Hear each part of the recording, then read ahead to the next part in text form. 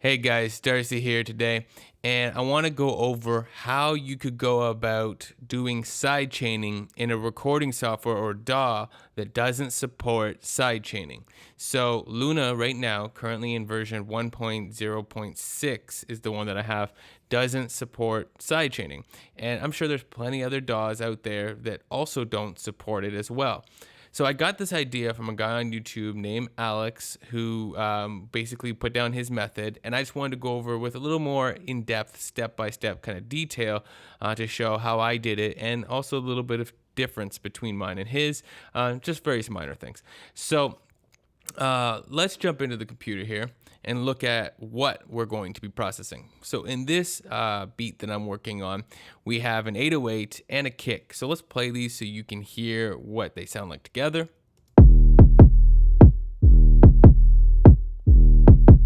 Currently they're being it's being sidechained right now. So I'm going to mute the kick so you can hear it in action.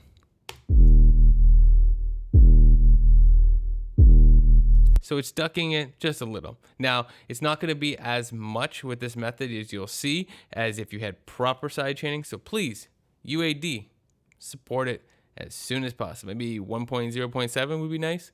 So let's take a look at what we are doing. So if we go into our console view, we see that there is the bass bus, as I mentioned. There's also the 808 and the kick. So you'll notice that the 808 is sending all the signal into the bus on the right channel. And we are using a send for the kick into the bass, all pushing it to the left channel. So if I were to mute or disable all of my plugins and play it, take a look at this bus. You can see it's heavily one side and the other, right? And big differences in volume. So when we bring in the compressor and we turn this on, what we're essentially doing is setting an attack, and I'm still adjusting this and getting the right feel for this, but we are essentially having a heavy compression that happens when the kick comes in and then tries to duck down and compress both the left and the right signal simultaneously. So let's take a look at what this does. And before I forget to mention, I'm going to mute my kick because you'll notice on the send to the bus, it is pre-fader. Pre-fader, for those who don't know, is essentially saying send the signal in here before you start doing all of the stuff related to muting and panning and volume. So we're doing our panning within the sending to the bus, and we only want the volume that happens after all the plugins, but before everything down here. That way, if we change the volume on this or mute it, it doesn't actually have an effect on it. As you can see, I muted it and it's still playing. So we see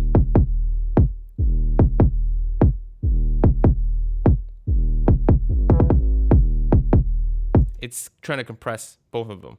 So then what we're going to do is we are going to bring in this it's called BX Solo, and essentially what it's going to do is solo out the right channel only.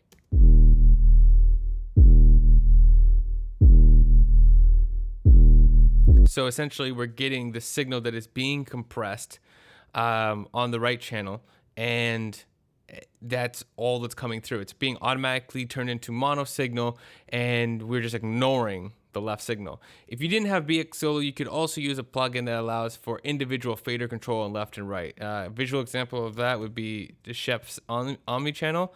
So let's say when that loads up, my computer's being slow, and we turn this one off and we turn this one on, we would essentially take off the link, and then we could manually change the left. So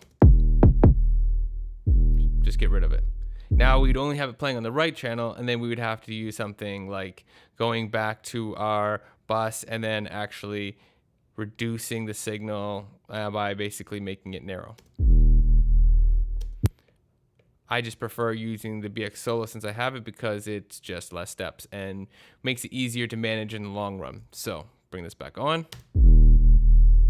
Right, so then we could also try adjusting how much our threshold is so that it's trying to compress it even more.